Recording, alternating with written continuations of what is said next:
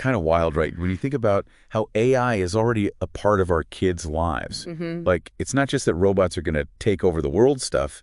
It's already here. It really is. It's in those algorithms that decide what music they hear or the shows that pop up on their screens, even like the homework help they're getting. Yeah, it's everywhere. So we're going deep on this today. We're looking at a 2023 report, a big one from the European Commission, and they're tackling AI and children's rights. It's a big one, and it's important. Definitely important, because it's exciting, but honestly a little unnerving at the same time, you know? I agree, and I think what makes this report stand out is that it goes beyond just the technology. It dives into the policy side of things, making us really ask, how do we make sure AI is good for kids, not harmful? Right, like, are we setting up guardrails? Exactly, and that's what we're exploring today. By the end of this deep dive, you'll have a better grasp on this whole thing, and you can be part of that conversation. I like it. So the report focuses on 3 ways AI is already a big deal for kids. First up, we've got those conversational agents. Right, like Siri or Alexa. Exactly. I feel like every kid's used those at some point. Definitely. Then you've got those recommender systems, the ones always suggesting what you might like. Oh, those are sneaky. They really are, because they're shaping what our kids are seeing online, influencing their choices without them even realizing it. It's like they're deciding what kids should be into.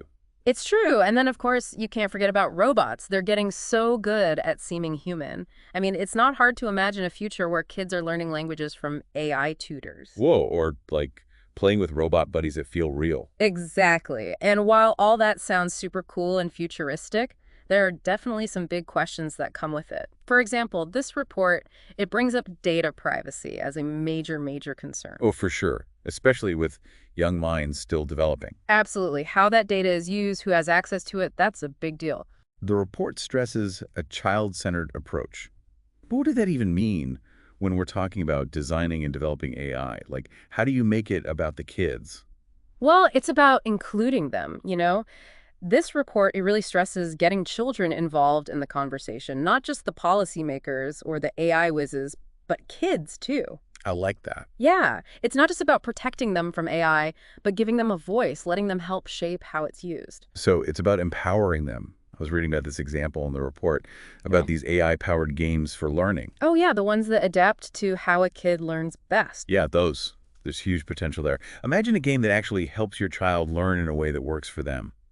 But how do we make sure those systems aren't, like, reinforcing biases? That's the million-dollar question. Or even scarier, limiting a child's choices without them even realizing it. Right. Because it seems amazing, but there needs to be some serious thought put into it.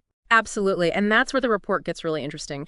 They're talking about this future where AI isn't just some tool for kids. It's like a partner in how they learn and grow, which blows my mind a little, honestly. Mine too. It's like AI could be part of their development, almost like another person. Yeah, and that just shows you how much responsibility we have to make sure that development, that partnership, is actually beneficial for those kids. It has to respect their rights and help them become who they're meant to be.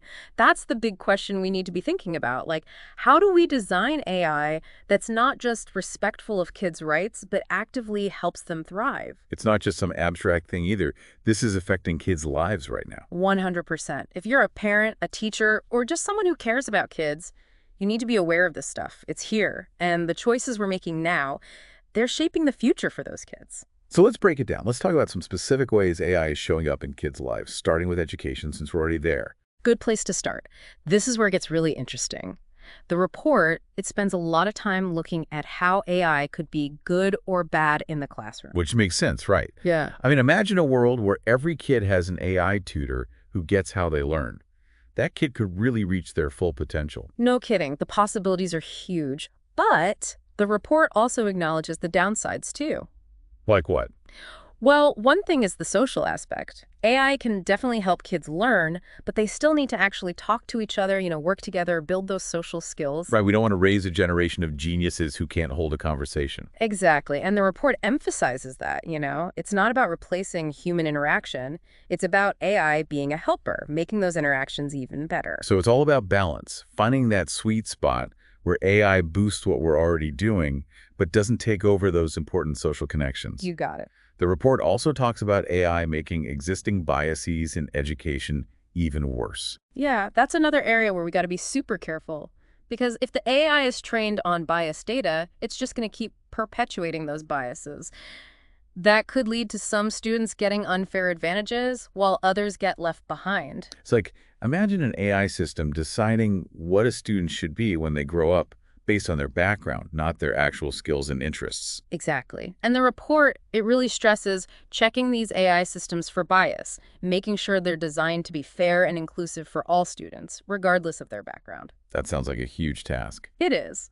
But it's crucial if we want AI to benefit everyone. But, it's not just about avoiding the bad stuff. The report also highlights how AI could actually help us make education more equitable and culturally responsive. Okay, how so? Think about it. You could use AI to create learning materials that represent the experiences of all students. No more one-size-fits-all curriculum. Everyone gets something that resonates with them. I love that idea. It's not just about making things equal. It's about making them richer, more interesting for everyone. Exactly. Which, brings us to the digital divide. Even with all this cool AI stuff, it doesn't matter if some kids can't even access it. So true. What good is an AI-powered tutor if you don't have a computer or internet access? And the report acknowledges that. It emphasizes the importance of bridging that digital divide so all kids, regardless of their background, have equal access to this technology. So it's about making sure everyone has the opportunity to benefit, not just those who are already privileged. But, okay, so we've covered AI in the classroom, but what about the rest of their digital lives? All those hours spent online. That's where it gets even more interesting, because while AI might be a great tool for education, it also comes with a whole new set of challenges when we're talking about kids' online experiences, and that's where we're headed next. And that's where those recommender systems come back into play, right? Exactly. And those, as we know, can be very influential. They're shaping not just what kids see and hear online, but how they understand the world around them. And that's something we can't ignore. It's like we're giving kids this curated version of the internet, right? Which can be good, sure, but it's not without its downsides. And the report doesn't shy away from those downsides, does it? Not even a little bit. It dives right into the risks. Kids seeing stuff they shouldn't online, being manipulated, having biases reinforced, even getting addicted.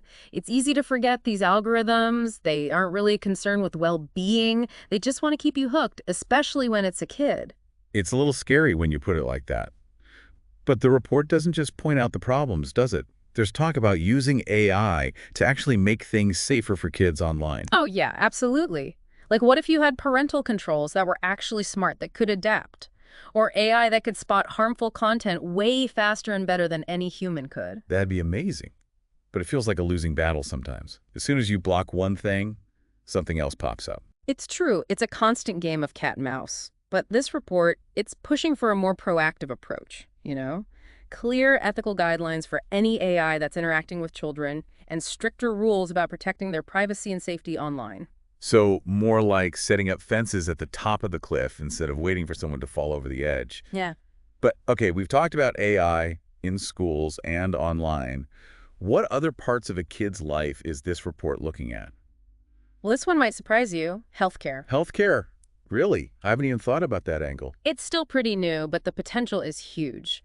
This report talks about using AI to personalize treatments for kids, to get diagnoses faster and more accurately, even help with complicated surgeries. Okay, that's amazing, but I bet there's some pretty big ethical questions when it comes to AI and kids' health, right? Oh, absolutely. Data privacy is a huge one, of course, but the report also gets into consent, which is tricky. Like, how do you make sure a child, especially one with disabilities or who can't communicate easily, how can they actually consent to AI being used in their healthcare? That's such an important question, and it makes me think about a kid's agency in general. Like, we've been talking about how AI can empower kids, but it could also be really controlling if it's not developed responsibly. That's exactly it. And it's why the report is advocating for this rights-based approach. It's not about what AI can do.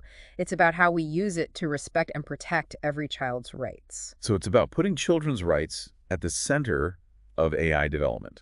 This report is super thorough. But it's not just a list of worries, right? It actually offers ways to move forward. Totally. It's not just pointing out problems, it's giving solutions. And not just vague ideas, but actual practical steps for research and policy. Okay, so what's on that list? Give me the highlights. Well, first up, more research. We need to really dig into how AI is affecting children's development, well-being, their rights, both in the short term and the long term. Makes sense. I mean, this stuff is moving